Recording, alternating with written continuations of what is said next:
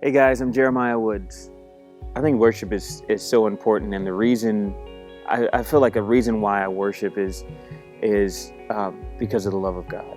When I was growing up, I was a shy kid in the corner, didn't really talk to anybody, and considered like not really popular until I got to like a junior high age. And when I got to the junior high, then along with it, I wanted to be cool. So if I'm going to be cool everywhere else, I'm going to be cool at church too. So I was at church and, I was cool.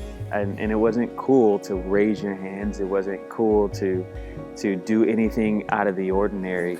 And I think so many times, like, that happens to so many, it happens to people even at the age of, in their 20s, 30s, 40s, people who don't really know how to step outside of what has been told to them. And what's been told is, hey, the world doesn't look at people too fondly who raise their hands to a God that they can't see. The world doesn't clap for people who give their lives over to a God that they can't touch. And the world the world thinks you're crazy.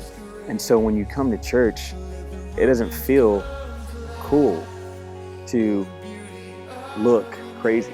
It doesn't feel cool to look like you're not, like you don't care what other people think. It doesn't feel cool to look like you have purpose. To be honest, it doesn't feel cool to look like you have vision for your life, or to look like you're going somewhere.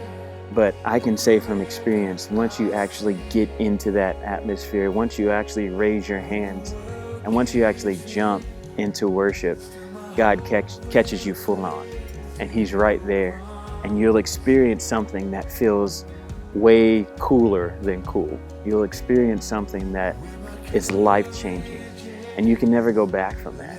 You can never go back from an encounter with God. And you can either stay cool in a seat and never really know the God that created you and gives you breath every single day. You can either stay cool in the seat and never know God, or you can step out and be a leader. And you can see that everybody else, after you step out and they see how your life has changed, man, it's great. And people start following that, and people start to get their own encounter with God, and you change your whole culture like that. If you're actually in the youth group, look at a leader and tell them about yourself, and just say, hey, this is the uniqueness of who I am, and allow them to encourage you. And if you're a leader, look at a student and find out what's unique about them and encourage that, because they can change the world. You can change it. I'm Jeremiah Woods, and I'm a worshiper.